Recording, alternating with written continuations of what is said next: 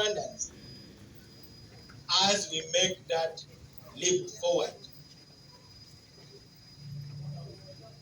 It is not about positions, it's about what we want to achieve. So let us raise now the 4 fundamental expectations our citizens have, which any government, no matter who is the leader, has to respond to. Number 1, unity of the country. This is what we call the national question. The national question, as I talked about the last time, is how to bring diverse peoples, different languages, tribes, even interests, together in one nation. Julius Nyerere did it in that way.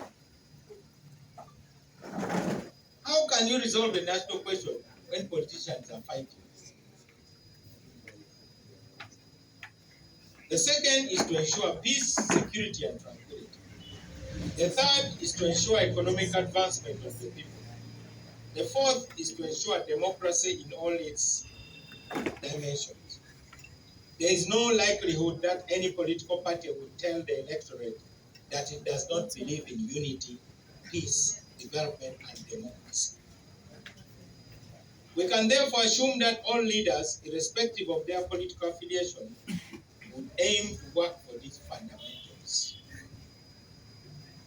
The movement system, remember it, which many of us opposed, perhaps prematurely, attempted to deal with a major contradiction or a distortion. Namely, that despite all the parties claiming to be promoting the same fundamentals, yet every 5 years the voters are required to select on the basis of some superficial differences a party to perform the tasks that in fact all the parties agree should be done. If all the parties in Uganda, DP, UPC, NRM, NUP, PFF, and so on, all agree that we need unity, peace, development, and democracy, then the question is, what are we thinking when we go into the election? And we say, all these people agree on what needs to be done, but you choose one of them.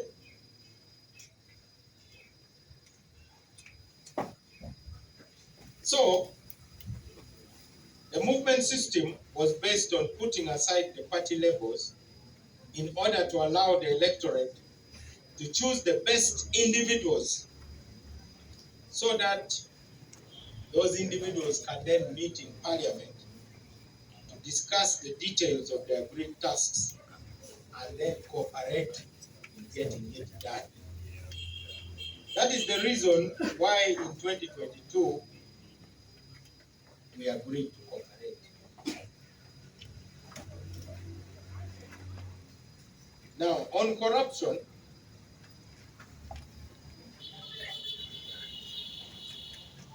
this is just a small battle one. I don't think we are yet even 20% in the war against corruption. This is a very, very small victory. So let us not jump around too much. But these are my thoughts on corruption in Parliament. I already told you that Mao is an answer to a different question. And that question is, who can best lead Parliament in tackling the problems of Uganda, including fighting corruption? I agree that the greatest vulnerability of the Parliament today is not only the appearance of corruption, but the reality of it. Therefore, if we are to consolidate the institutional power of the Parliament, we have to not only focus on the problems in the delivery of services, enforcing laws, and representing the public interest, but also to fight corruption. There are many reasons why corruption has to be fought. Since our biggest challenge is underdevelopment, we have to tackle impediments to development. Corruption is the biggest impediment to development. Corruption impedes economic development in a number of ways. When officials with political power demand bribes, resources go into private pockets instead of being channeled towards production. This becomes a great distortion of economic incentives. Corruption is also a kind of regressive tax upon the population. All countries have petty corruption. You know, the type which is carried out by poorly paid officials. But the largest amount of stolen money goes into the pockets of elites who use their power to divert resources meant for the general population. Public officials who seek payoffs in the form of bribes in order to do their work waste a lot of time and delay projects. Wealth creators spend valuable time chasing officials to make decisions instead of focusing on running their businesses. At the same time, officials spend most of their time in a kind of gamesmanship to seek private gain at public expense. This is what economists call rent seeking. We reject the belief that bribery fosters efficiency by acting as a lubricant to incentivize officials to act quickly in processes such as land transactions, registration of businesses, securing licenses, and getting appointments with high-level officials. We reject this school of thought and believe that procedures should be simple and straightforward. Red tape should be eliminated, and every individual should have equal access to government.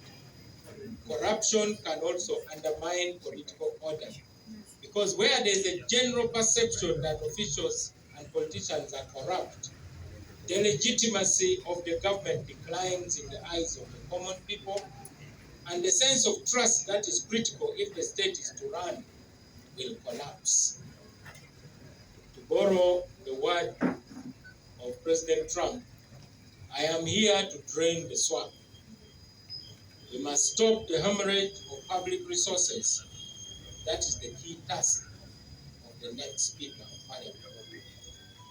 So, I propose a diagnostic endeavor to carry out a forensic audit of Parliament, the finances, assets, streamlining workforce issues such as recruitment, remuneration, promotion, capacity building.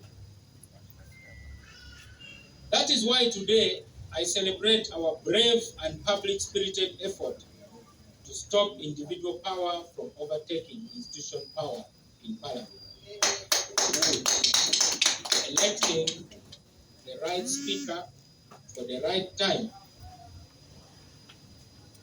is only the beginning of the work that we have. We have to restore integrity.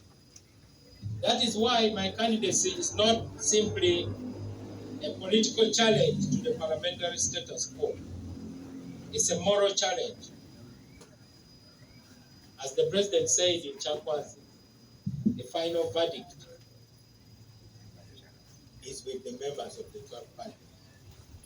Anybody else can only recommend. We need humility. If the president of Uganda can say, we have made our recommendation, then what is the point of having an election?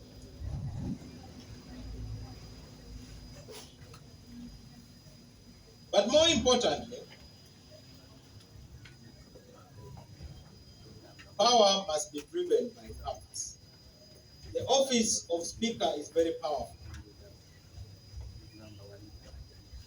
It gives you an opportunity to do good things, but it can also give you an opportunity to do bad things, as we have seen. Power without purpose will lead to a disaster. And that purpose must be based on the interests of the people of Uganda. You want a speaker who will lead with purpose. You don't want a speaker who is a project.